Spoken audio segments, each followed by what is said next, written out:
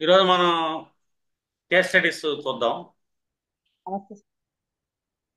Case studies చూసినప్పుడు ఎప్పుడైనా సరే కొన్ని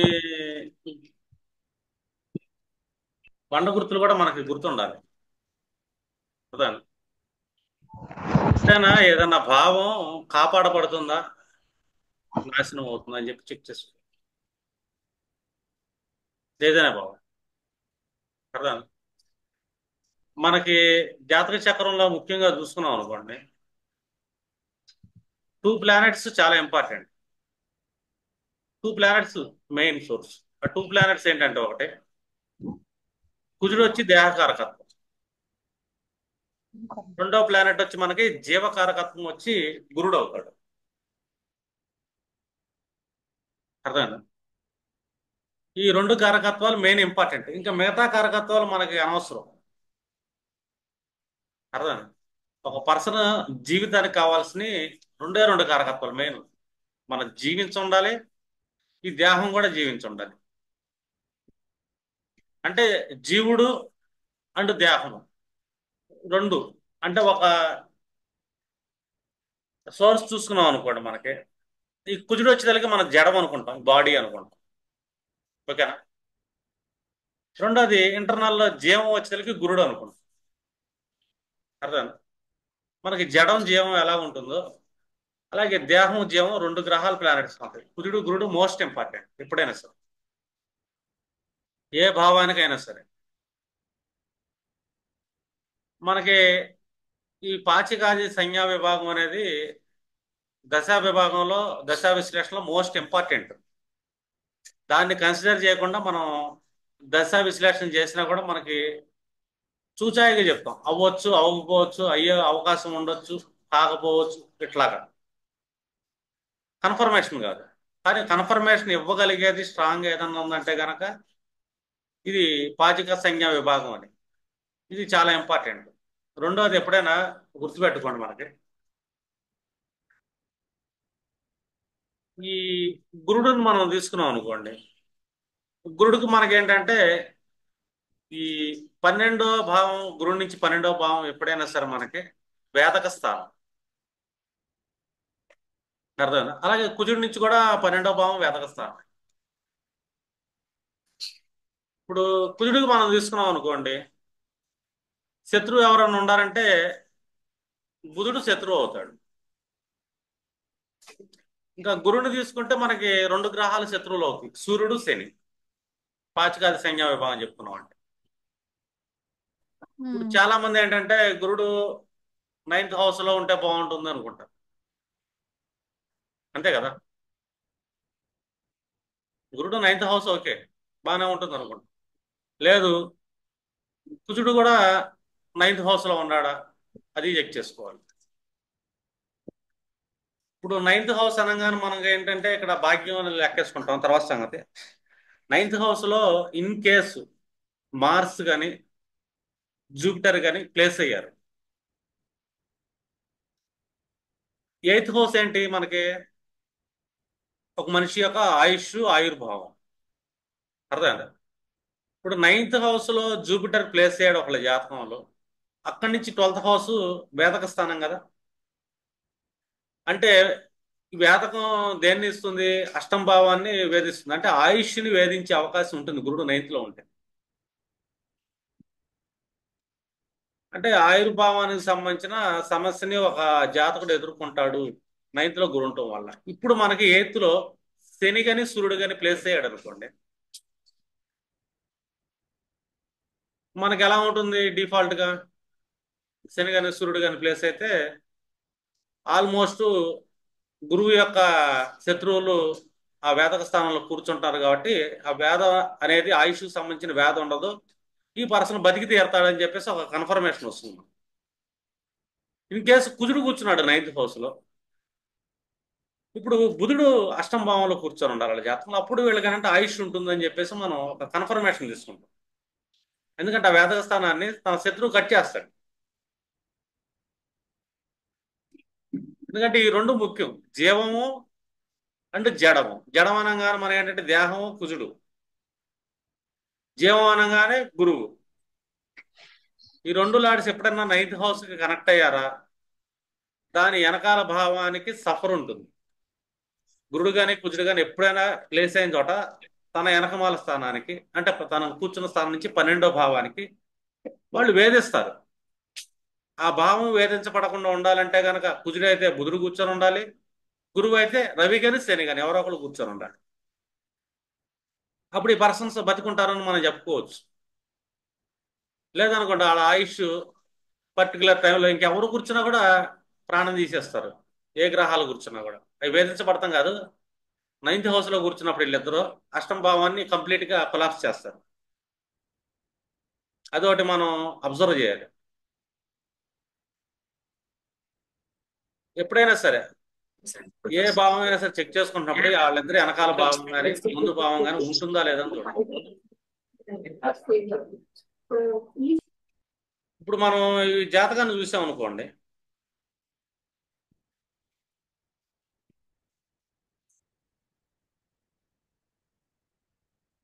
ఇప్పుడు ఈ జాతకాన్ని చూస్తే మనకేంటంటే వాళ్ళు సంతానానికి సంబంధించిన ప్రశ్న అడిగారు, మనం ఏమన్నా అడాప్షన్ తీసుకోండి అని చెప్పి అవకాశం చెప్పి. ఇప్పుడు దశా విధానం చూసుకున్నాం అనుకోండి, దశలో మెర్క్యూరీ 2018 నుంచి 35 వరకు ఉండారు. 35 అంటే తక్కువ టైం ఏం కాదు, ఇంకా 10 ఏళ్ళు ఉంది. అర్థం కదా.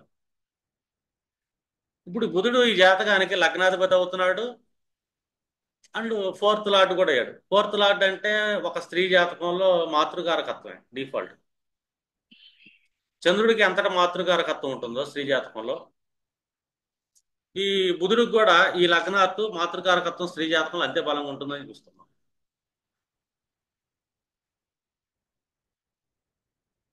అర్థం కదా.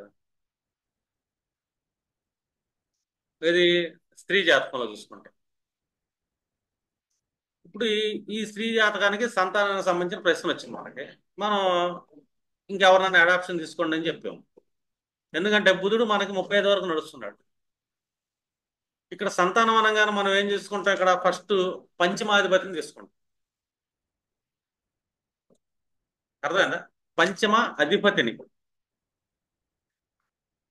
తీసుకోవాలి మనం. ఈ పంచమాధిపతి ఎవరయ్యారు ఇక్కడ అంటే శుక్రుడు అయ్యాడు. ఈ జాతకానికి పంచమాధిపతి శుక్రుడు అయ్యాడు. ఈ ఫోర్త్ లార్డ్గా మాతృకారకుడు ఎవరన్నా అయ్యారంటే గనక బుధుడు అయ్యాడు. మాతృత్వానికి ఆధిపత్యం ఫోర్త్ హౌస్. మదర్ అనే కాదు, ఒక స్త్రీ యొక్క మాతృత్వం కూడా మనకి ఫోర్త్ లార్డ్ కన్సిడర్ చేస్తాం. ఈ బుధుడి నుంచి పంచమాధిపతి వచ్చి బుధుడి యొక్క భేదక స్థానంలో స్థితి పొందాడు. బుధ మహాదశలో నడుస్తున్నంతసేపు వీళ్ళు పంచమ భావానికి సంబంధించిన వేదన అనుభవిస్తుంటారు. అర్థమైంది. ఆల్మోస్ట్ కలిగే అవకాశం లేదు. ఒకటేరా అనిపిస్తున్న అబార్షన్స్ ద్వారా కొట్టేసే ఛాన్స్ ఉంది. ఎందుకంటే ఆమెకి క్షేత్ర స్ఫుటం బాగానే ఉంది కాబట్టి కొట్టేసే ఛాన్స్ కూడా ఉంటుంది. ఇది బుధుడి నుంచి తీసుకుంటున్నాం బుధ మహాదశ అనుభవం. ఇది మనం డిఫాల్ట్ గా తీసుకునేది. ఇంకా ఇంకొకటి కూడా తీసుకున్నాం అనుకోండి, ఇప్పుడు జనరల్ గా తీసుకుంటే చరకారకత్వాన్ని తీసుకున్నాం, మాతృకారకట మార్స్ అయ్యాడు ఇక్కడ.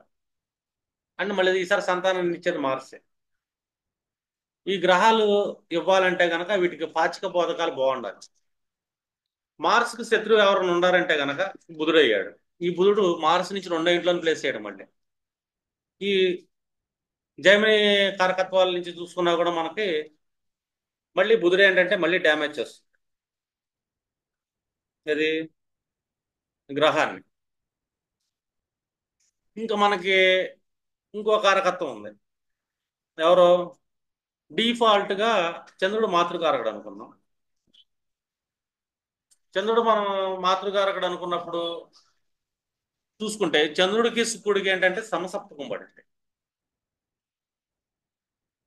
చంద్రుడికి శుక్రుడికి ఎప్పుడైనా సమసప్తకం పడితే గ్రహ యుద్ధంలో చంద్రుడు శుక్రుడిని పీడిస్తాడు అని నిన్న క్లాసులో చెప్పుకున్నట్టున్నాం. అంటే ఇక్కడ కూడా మళ్ళీ పంచమాధిపతి మళ్ళీ పీడించబడుతున్నాడు. సరే అది వదిలేద్దాం. వదిలేసినా కూడా మనకి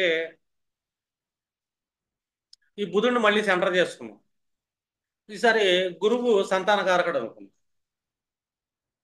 గురువు సంతానకారకుడు అనుకున్నాం. అర్థమైందా? ఈ బుధుడి నుంచి గురువు మళ్ళీ పంచమంలో ప్లేస్ అయ్యాడు. గురువు బుధుడికి ఎవరో శత్రువే మళ్ళీ. ఎక్కడ కూర్చున్నాడంటే కారక స్థానంలో కూర్చుండిపోయాడు. ఎందుకంటే బుధుడికి బోధకుడు శత్రువు, ఆ బోధకుడు గురువు, ఆ గురువు వెళ్ళి కారక స్థానంలో కూర్చున్నాడు. బుధుడి నుంచి మళ్ళీ పంచమ భావం అయింది అది. ఆ కారక స్థానం ఏంటి? బుధుడి నుంచి పంచమ భావం అనేది అది ఏ భావం అయితే ఆ భావానికి కారకత్వాన్ని బుధుడు ఇవ్వాలి. అక్కడ శత్రువు కూర్చోకూడదు. శత్రువు అయినా గురుడే కూర్చున్నాడు మళ్ళీ పంచమంలో.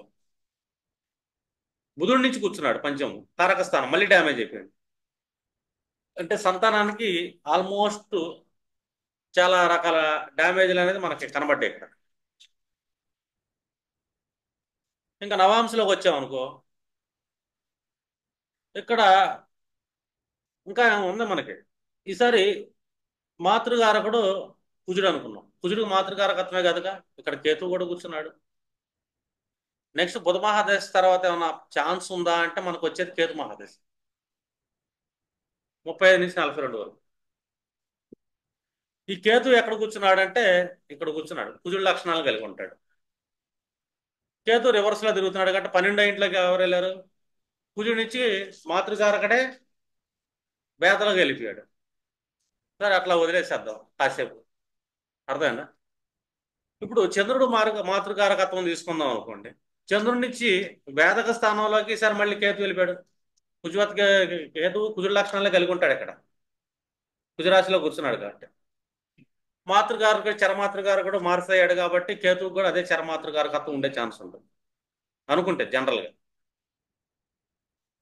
చంద్రుడి నుంచి ఆ కేతు ఎక్కడికి వెళ్ళిపోయాడు మళ్ళీ అంటే 3వ ఇంట్లోకి వెళ్ళాడు. చంద్రుడికి నుంచి 3వ భావం ఏంటి? వేదస్థానం. చంద్రుడికి డిఫాల్ట్ గా శని కూడా చూస్తున్నాడు అనుకో, ఆ తర్వాత సంగతి. ఇంకొకటి, ఈ శని పీరియడ్లో ఏమన్నా ఛాన్స్ ఉందా? గతంలో బుధుడికి ముందు శని పీరియడ్ నడిచి ఉంటుంది కదా మనకి. ఆ టైంలో వాళ్ళు చిన్నపిల్లలు అయి ఉండే ఛాన్స్ ఉంటుంది, మ్యారేజ్ అవ్వకపోవచ్చు. 18 నుంచి ఆయన కూర్చున్నాడు కాబట్టి శని మ్యాక్సిమం 2018 వరకు వచ్చాడు. 99 అంటే కొద్దిగా తొందరగా పెళ్ళి అయినా కూడా 18లో పెళ్ళి అయిపోయి ఉండాలి. ఆల్మోస్ట్ 94 వాళ్ళు. 99 నుంచి ఆయన 2008 వరకు 18 వరకు రన్నింగ్ ఉంది. సరే శని నుంచి చూసుకున్నాం అనుకోండి. మళ్ళీ శనికి వేదక స్థానం ఏంటి? సప్తమ భావం. సప్తమ భావంలో మళ్ళీ ఎవరు కూర్చున్నారు? శని నుంచి పంచమాధిపతి కూర్చున్నాడు. అంటే ఎన్ని రకాలుగా కూర్చున్నా కూడా పంచమ స్థానం అనేది బాగా పీడించబడుతుంది అని.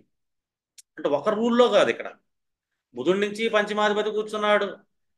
బుధుడి నుంచి మళ్ళీ చూసుకున్నాను అనుకో, పంచమ భావంలో గురువు సంతానకారకుడు డ్యామేజ్ అయిపోయాడు. లేదు, కుజుడిని తీసుకున్నాం.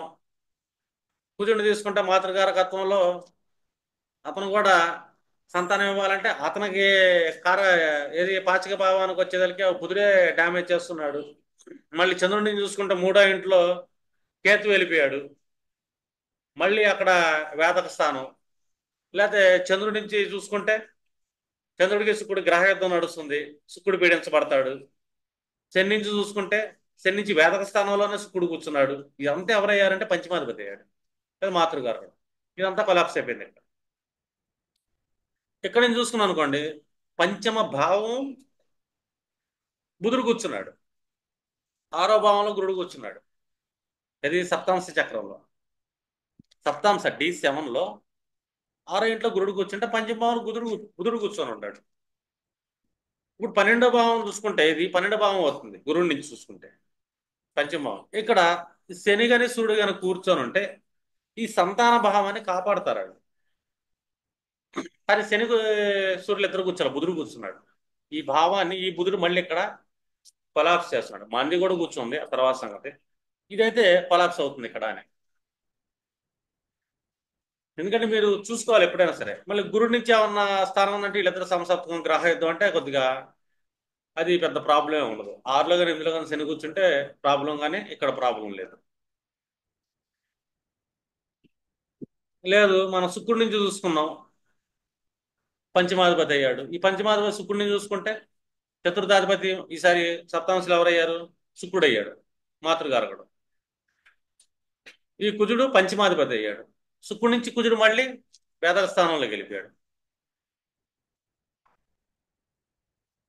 నీకు ఒకటి కాదు, లేదు బుధుడి నుంచి చూసుకుంటే శుక్రుడు మళ్ళీ, ఎందుకంటే చతుర్థాధిపతి బుధుడి నుంచి చూసుకున్నాం మళ్ళీ మళ్ళీ వేదక స్థానంలోకి వెళ్ళిపోయాడు. అంటే ఈ ఒక కాంబినేషన్ కంప్లీట్గా ఏం చెప్తుంది మనకంటే, ఒక పర్సన్ యొక్క సంతానానికి ప్రాబ్లంని క్రియేట్ చేస్తుంది అని చెప్తుంది. మనం అందుకే ఏం చెప్పామంటే వీళ్ళకి ఆప్షన్ కింద మీరు ఎవరినన్నా అడాప్ట్ చేసుకోవచ్చు కదా. ఇదో 10 ఏళ్ళు, ఆ తర్వాత కేతు 12. అడాప్ట్ చేసుకుంటే 17-18 ఏళ్ళ పిల్లవాడు పెరిగిపోతాడు వాళ్ళ దగ్గర. టైం చాలా ఇంపార్టెంట్గా. ఇన్ టైంలో ఈ చిన్నపిల్లల్ని అడాప్ట్ చేసుకున్నా కూడా కాలం గడిచేలోపు చాలా లైఫ్ స్పాన్ అనేది వాళ్ళ ముందు పెరుగుతారు అని. అంటే వెయిట్ చేయటం కంటే కూడా. సార్, అడాప్ట్ చేసుకున్న పిల్లలతో సుఖం ఉంటుందా తెలుస్తుందా సార్? సుఖం కాదు ఇక్కడ కావాల్సింది. వాళ్ళకి ఏంటంటే ఈ బుధుడు 10 ఏళ్ల పాటు ఒక పెయిన్ ఉంటుంది. ఆ పెయిన్ ఏంటంటే సంతానానికి సంబంధించిన పెయిన్. ఆ పెయిన్ అవసరమా అంట అనుభవించడానికి.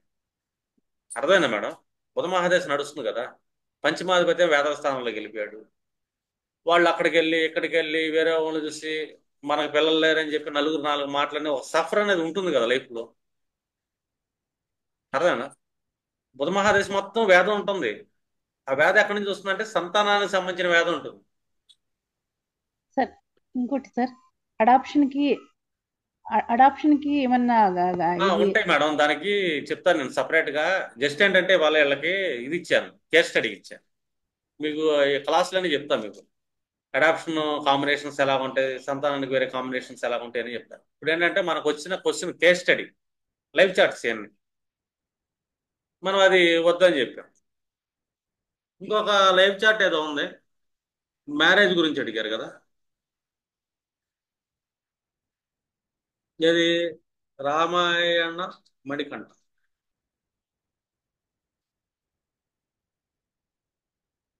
సార్ చూద్దాం అది కూడా. అతనిది మ్యారేజ్ అవసరమా అన్నట్టు నేను సమాధానం చెప్పాను.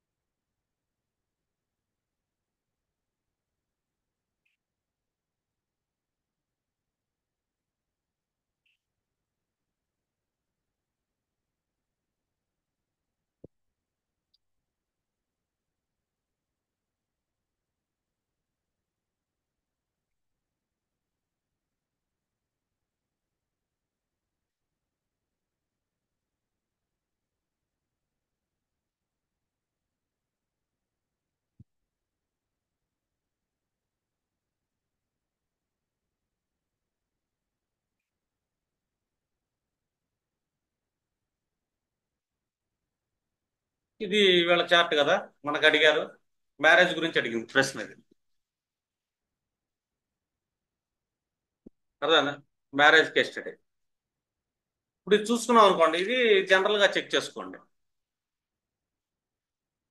జనరల్ గా చూసుకుంటే మనకి ఏ దశ నడుస్తుంది ఇక్కడ? సన్మహాదశ నడుస్తుంది 2024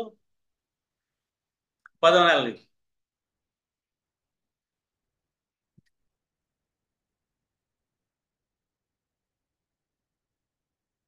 ఇక్కడ సూర్యుడు 5 డిగ్రీలు, మార్స్ 10 డిగ్రీలు. సూర్యుడు ఇన్ కేసు లగ్నంగా మారితే సప్తమాధిపతి మార్స్ అవుతాడు కాబట్టి అస్తంగత్వం చెందింది. ఇప్పుడు ఇది పక్కన పెడదాం కాసేపు. ఇప్పుడు ఇతనికి సప్తమ భావాధిపతి ఎవరు మనకి ఇక్కడ? గురుడు అవుతున్నాడు. అర్థం? దశమం వచ్చేదానికి మనకి అది గురుడే. ఈ రెండిట్లో మనకి జీవం 2 చోట్ల ఉంది. ఇక్కడ సప్తమంలో జీవం అంటే స్పౌజు, నిర్జీవం అంటే వ్యాపారాలు. అర్థమైందా? ఎందుకంటే ఇక్కడ జీవుడు గురుడు కాబట్టి. ఇక్కడ దశమంలో జీవం అంటే తండ్రి యొక్క కుటుంబం, అంటే బాబాయిలు గేబాయిలు వీళ్ళ ఫ్యామిలీ ఉంటుంది కదా, తండ్రి తరపు వాళ్ళ నాన్నగారు, అలాగా. అది 10th హౌస్ తీసుకుంటాం. నిర్జీవం అంటే మనం అక్కడ చేసే నేము ఫేము స్టేటస్, ఈ జీవాలు కాదు, నిర్జీవాలు. పైగా సప్తమాధిపతి ఎవరయ్యారు ఇక్కడ? గురువు అయ్యాడు. సప్తమాధిపతి గురువు అయినప్పుడు ఈ సూర్యుడి పీరియడ్ లో మ్యారేజ్ ఇస్తాడా అని చెప్పేసి డౌట్ ఉంది. ఇప్పుడు సూర్యుడికి మనం చెక్ చేసుకున్నాం అనుకోండి, సూర్యుడు యొక్క మన వేద స్థానం ఏంటమ్మా చెప్పాలి? తక్కువ 11 సార్. 11. అర్థమైందా? శని. యాక్చువల్ గా సూర్యుడికి శత్రువు ఎవరు? శని. శని శని 11లో ఉంటే ఓకే, నో ప్రాబ్లం. కానీ ఎవరు వెళ్ళిపోయారు సప్- 11లో కంటే? గురు శుక్రులు వెళ్ళిపోయారు. సప్తమాధిపతి. సప్తమాధిపతి వెళ్ళాడు, పంచమాధిపతి వెళ్ళిపోయాడు వేదక స్థానంలో. ఇన్ కేసు కుర్రోడు లవ్ చేశాడు, కొలాప్స్ అయిపోతుంది, లవ్ ఫెయిల్యూర్ అయిపోతుంది. మ్యారేజ్ చేసుకున్నాడు, ఫెయిల్యూర్ అవుతుంది. అసలు మ్యారేజ్ అవటమే కష్టం. అదే వ్యాధి ఉంటుంది ఈ పీరియడ్ మొత్తం. పీరియడ్ మొత్తం వ్యాధి ఉంటుంది. ఇన్ కేసు గురుడు సప్తమాధిపతి అనుకుందాం. గురుడు నుంచి వివాహం అవ్వాలంటే గురుడు యొక్క పాచిక బోధకాలు చాలా బాగుండాలి. అంటే 6-8 భావాల్లో గురువు యొక్క శత్రువులైన శని, రవి పడకూడదు. ఇక్కడ ఏంటి, డైరెక్ట్ శనే పడ్డాడు. ఈ శని ఎవరు? అష్టమాధిపతి, నవమాధిపతి. అంటే తండ్రి వాళ్ళ యొక్క స్టేటస్ అని, క్యాలిక్యులేషన్స్ అని చెప్పేసి ఇతనికి వచ్చే సంబంధాలకి తండ్రి ఫస్ట్ అడ్డం పడిపోతాడు. ఎందుకంటే గురుడు యొక్క పాచిక భావానికి 9th లాట్ అయింది, శనే అడ్డం పడ్డాడు. అంటే మేబీ ఫాదర్ అని చెప్తాం మనం. అర్థమైందా? ఫాదర్ అడ్డం పడ్డాడు. ఇక్కడ ఇక్కడ మహాదశలో సూర్య మహాదశ దగ్గర దగ్గర 30 వరకు ఉందిగా. సూర్య మహాదశ మనకి 30 వరకు ఉంది. అర్థమైందా? లెక్కేసుకోవాలి కదా 30 వరకు ఉంటే. 40 years. మరి అదొకటే కాదు, ఇక్కడ ఇంకొకటి తీసుకుందాం. అర్థమేనండి? ఇంకోటి కూడా మనం చెక్ చేసుకుందాం అనుకోండి. సూర్యుడి జాతకానికి ఏంటంటే ధారాకారకుడు, రూల్ వాల్. ధారాకారకుడు పంచమంలో కూర్చున్నాడుగా, వివాహాన్ని ఇచ్చే అవకాశం ఉంటుంది అనుకో, డిఫాల్ట్. ఈ ధారాకారకుడు ఏంటంటే నేర్చబడ్డాడు. సరే, ధారాకారకుడు నేర్చబడ్డాడు. సరే, ధారాకారకుడు మనకి వివాహాన్ని ఇవ్వాలనుకోండి, స్త్రీ జాతకాలు కానీ పురుష జాతకాలు కానీ. స్త్రీ జాతకాల్లో వివాహ కారకత్వం మనకి గురుడు తీసుకుంటే, పురుష జాతకంలో శుక్రుడు తీసుకుంటాం. ఈ ధారాకారకం నుంచి వేదక స్థానంలోకి గురు శుక్రులు ఇద్దరు వెళ్ళిపోయారు. శుక్రుడు కూడా వెళ్ళిపోయాడు. అర్థం? మళ్ళీ ఇది ఒక డ్యామేజ్. మళ్ళీ ఇది 11వ భావం. 9వ భావంలో కేతు వెళ్ళిపోయాడు. ఇది కారక స్థానంలో ధారాకారకం నుంచి.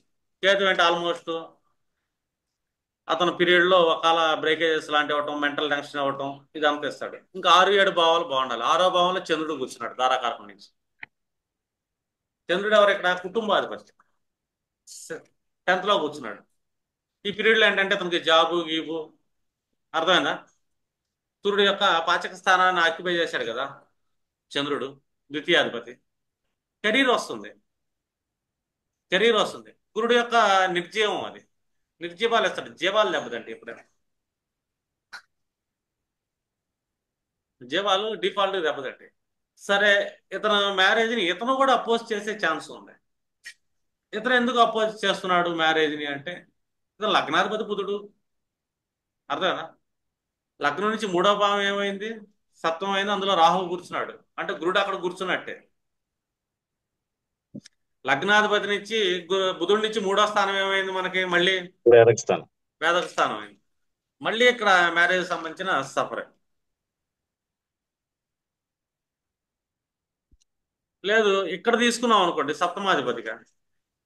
ఈ సప్తమాధిపతి ఎక్కడ కూర్చున్నాడంటే నేసపడ్డాడు లగ్నంలో. శనితో కూడా కనెక్ట్ అయ్యాడు. కేతు కూడా సంబంధం ఏర్పడింది అక్కడ.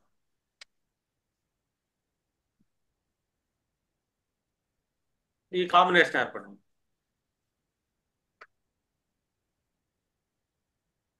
మీరు ఒకసారి ఇవన్నీ చెక్ చేసుకున్నారు అనుకోండి, ప్లానెట్స్ ఏంటి, ఇప్పుడు ఆ లగ్నాధిపతి ఏంటి, సప్తమాధిపతి ఏంటి, సప్తమంలో ఎవరు కూర్చున్నారు? మళ్ళీ శుక్రుడు కూర్చున్నాడు, రాహువు కూడా కూర్చున్నాడు.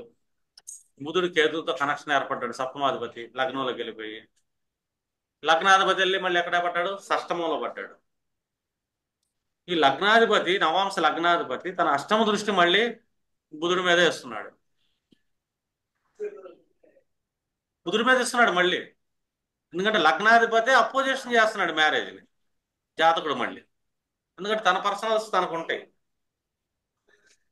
రెండోది ఈ సూర్యుడి నుంచి బేదక స్థానంలోకి మళ్ళీ శుక్రుడే వెళ్ళిపోయాడు. ఇక్కడ కూడా నీచబడుతున్నాడు శుక్రుడు సప్తాంశలో.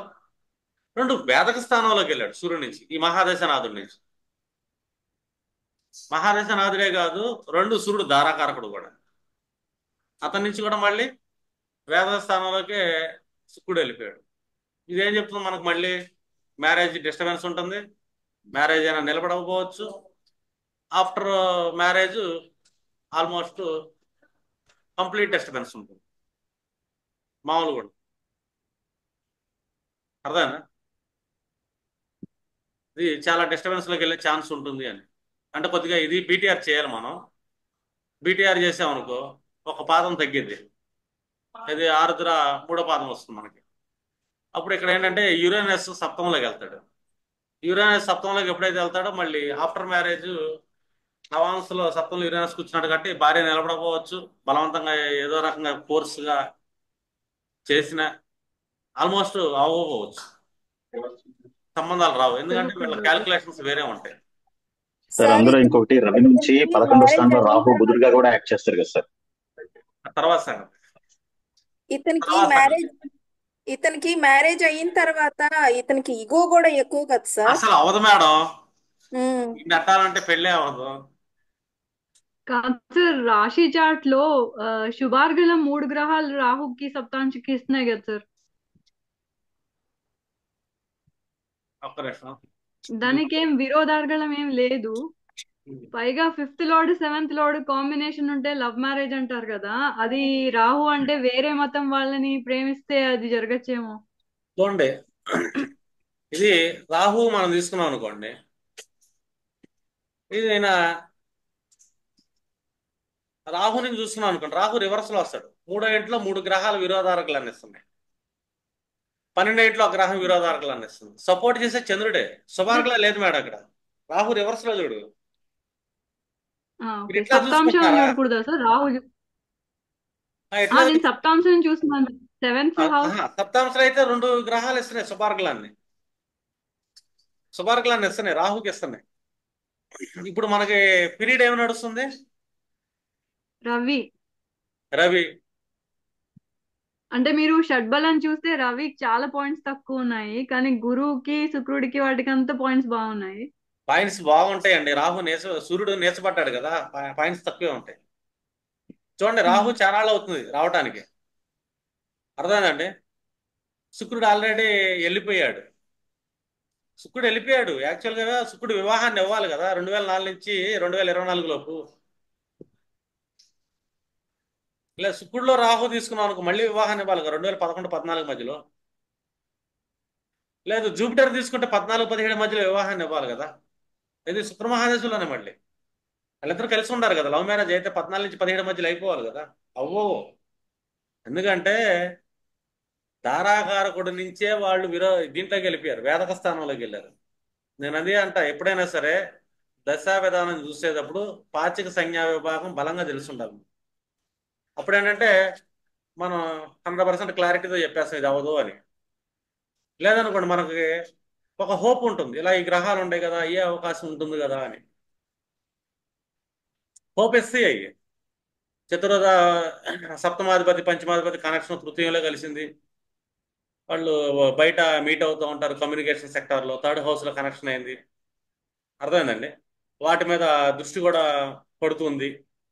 ఇలాంటి చాలా ఉంటాయి మనకి కాంబినేషన్. 2 సప్తమాధిపతి తృతీయంలో కూర్చొని తన గురుడు తన శుభదృష్టిని మళ్ళీ సప్తమం మీద ఇస్తున్నాడు కదా, మళ్ళీ గురుడు ఇచ్చే ఛాన్స్ ఉంటుంది కదా. గురుడు ఎప్పుడు రావాలి మనకి లైఫ్లో? లేదా అంతర్దశలో వచ్చితే శుక్రుడిలో గురుడు కలిసి రాదు. శుక్రుడు గురుడికి ఆ రకమైన విరోధం నడుస్తుంది. గురువులో శుక్రుడు కలిసి రాదు, శుక్రుడిలో గురుడికి ఆ పీరియడ్స్ బాగోవు. ఇంకా సూర్యుడిలో గురువు ఇవ్వాలి అనుకుంటే, సూర్యుడు ధారాకారకుడు, గురువు సప్తమాధిపతి కాబట్టి ఇవ్వాలంటే ప్లేస్మెంట్ సరిగ్గా లేదు, వేదక స్థానంలోకి వెళ్ళిపోయింది. వేదకులోకి వెళ్ళలేదు అనుకోండి, ఇదే ధారాకారకుడు సూర్యుడు వివాహాన్ని ఇచ్చే ఛాన్స్ ఉంటుంది, అందులో సూర్యుడిలో గురుడు అంతర్దశలో ఇంకా వివాహాన్ని ఇచ్చే ఛాన్స్ ఉంటుంది. సూర్యుడిలో శుక్రుడు ఇచ్చే ఛాన్స్ కూడా ఉంటుంది. సూర్యుడిలో శని ఇబ్బంది పెడతాడు కానీ వేరే వాళ్ళు ఇబ్బంది పెట్టరు పెద్దగా రవి మహాదశలో. అందులో పాచిక స్థానం చంద్రుడు ఆక్యుపై చేశాడు కాబట్టి సెకండ్ లార్డు సూర్యుడు పీరియడ్లో ధారాకారకుడు పీరియడ్లో ఇతను ఏంటంటే ఆల్మోస్ట్ కొంచెం కెరియర్లో ముందుకు తీసుకెళ్తాడు సూర్యుడు. ఇది బాగానే ఉంటుంది, ఇది డ్యామేజ్ అవుతుంది. ఇది ఒక కేసు. ఇంకోటి ఏం చూసారు మీరు ఇవాళ? కరీంనగర్ ఆ? కరీంనగర్ అబ్బాయి ఏంటిది అసలు జాతకం ఏంటి అసలు? Commission sir. ఆ ల్యాండ్ ఇష్యూస్ కోర్టు కేసు ఉంటుంది. Growth problem, land issues, case study. Okay, చూద్దాం ఇది కూడా.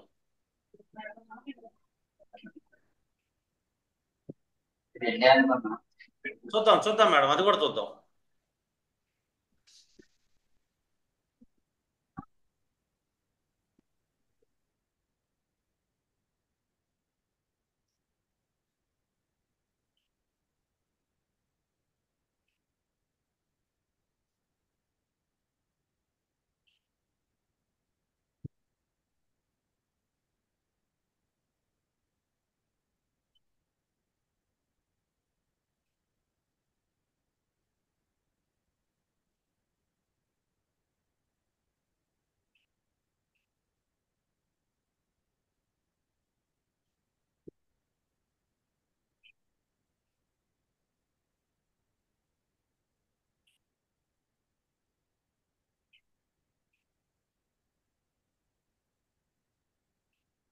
సెప్టెంబర్ 2, 1982. ఏమి ఇచ్చారు ప్రాబ్లమ్స్? వీళ్ళు టూ మచ్ ప్రాబ్లమ్స్ అని ఇచ్చారు. కోర్టు ప్రాబ్లమ్స్, ఓకేనా, ల్యాండ్ ఇష్యూస్. ఇది దశ ఏమి నడుస్తుంది ఇప్పుడు?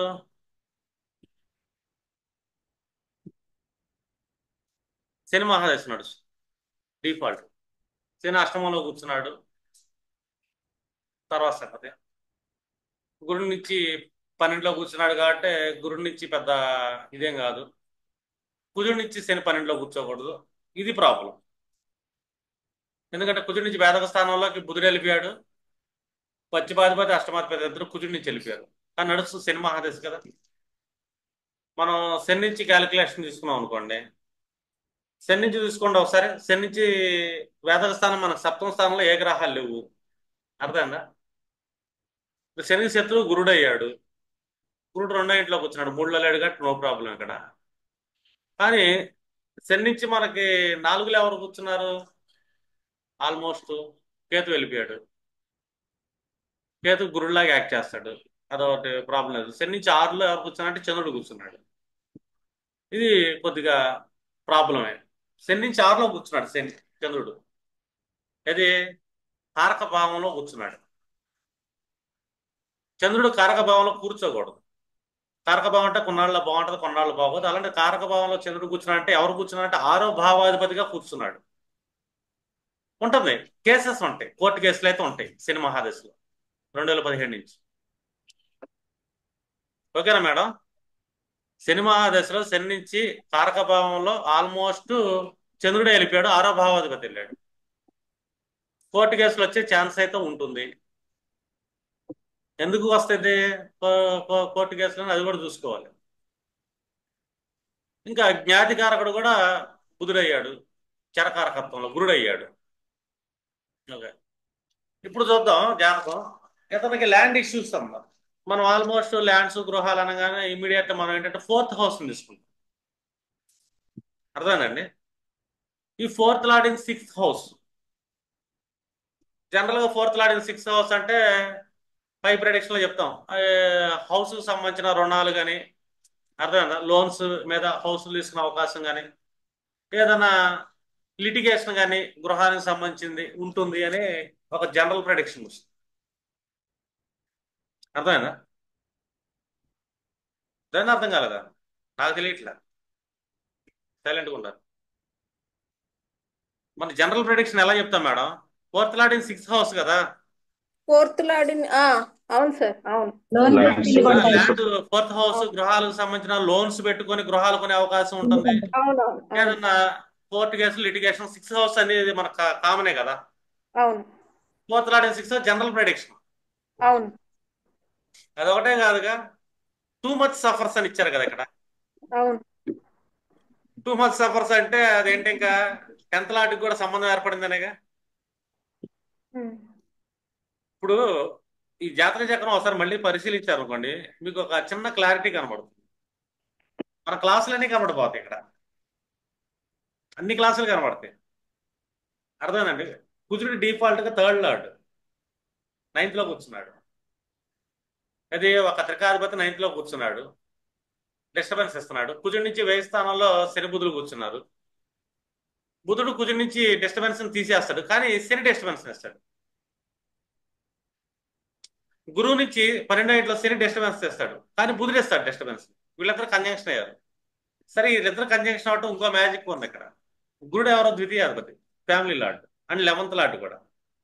11th అంటే 6th నుంచి 6th లార్డ్ అని. Higher litigation, too much litigations అంటారండి. 6th జస్ట్ లిటిగేషన్, అర్థమైందండి. కూర్చుంటే తేలిపోద్ది. Higher litigation 11th lord. ఈ higher litigation lord 3rd lord ఇద్దరు కనెక్ట్ అయ్యి 9th లో కూర్చున్నారు. ఈ జాతకం అదృష్టం ఏంటి తెలుసా మీకు? ఇక్కడ గురుడు 9th లో కూర్చుంటే అక్కడి నుంచి 12th హౌస్ అష్టమ భావంలో శని గాని సూర్యుడు గాని కూర్చుంటే ఆయుష్ నిలబడిద్ది అని చెప్పి. కుజుడు 9th లో కూర్చుంటే దానికి నుంచి 12th హౌస్ లో బుధుడు కూర్చుంటేనే ఆయుష్ నిలబడిద్ది, లేకపోతే ఆయుష్కి ఇబ్బంది అని చెప్తున్నాం మనం. ఇక్కడ ఈ 2 ఇద్దరు కాపాడతారు. కాంబినేషన్ పడింది. ఈ కుర్రాడు అయితే బతుకుతాడు. రెండోది అంటే వీళ్ళిద్దరూ అష్టమ దృష్టి ఎక్కడ వేశారంటే 4th హౌస్ మీద వేశారు. 4th హౌస్ మీద వేశారు మేడం. 4th హౌస్ మీద అష్టమ దృష్టి వేశారు. కంప్లీట్ గా ల్యాండ్ లిటిగేషన్స్ ని విపరీతంగా ఇస్తారు, దాంట్లో డౌటే లేదు. రెండోది ఏంటంటే 4th లాట్ నుంచి వీళ్ళిద్దరు ఏమయ్యారు, కారకత్వాలు తీసుకోండి. గృహ కారకత్వాలు గురుడిది ఉంది, కుజుడిది ల్యాండ్ కారకత్వాలు ఉండే డిఫాల్ట్. ఈ 2 కారకాల లాట్స్ ఏమయ్యారంటే శుక్రుడి నుంచి వేదక స్థానంలో పడ్డారు. ఇది 4th లాట్ నుంచి. 9th లాట్ 4th లాట్ అయిన శుక్రుడి నుంచి గురుకుజులు ఇద్దరు డ్యామేజ్ అయిపోయారు. ఎందుకంటే 4th అనేది కంప్లీట్ ఇదనమాట. అందులో శుక్రుడికి మనం చూసుకుంటే శత్రువులు ఇద్దరు, శని గురువు ఇద్దరు శత్రువులే.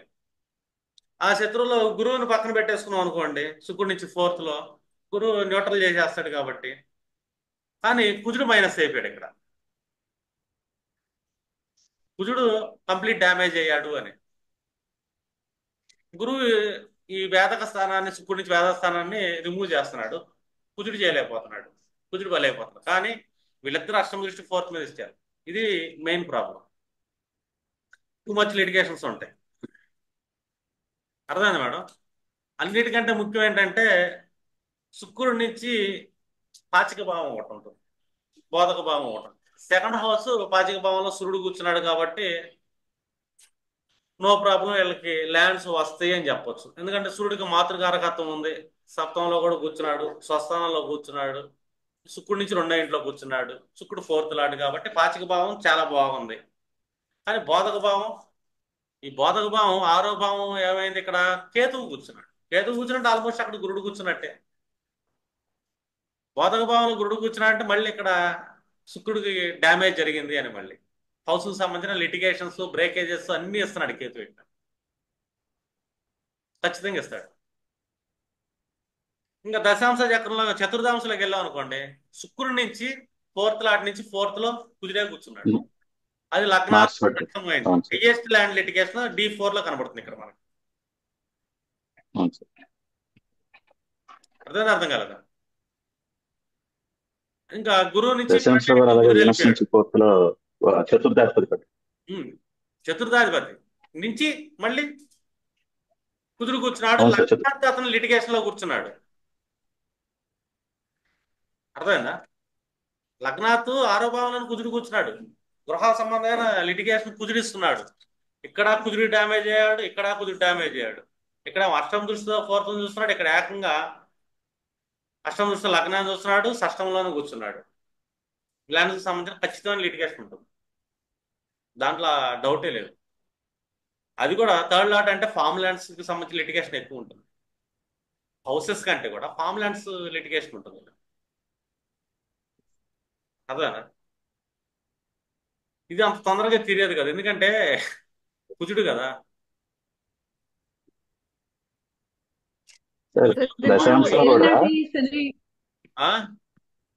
సార్ దశాంశలో ఏలినాటి కూడా శని నడుస్తోంది కదా సార్.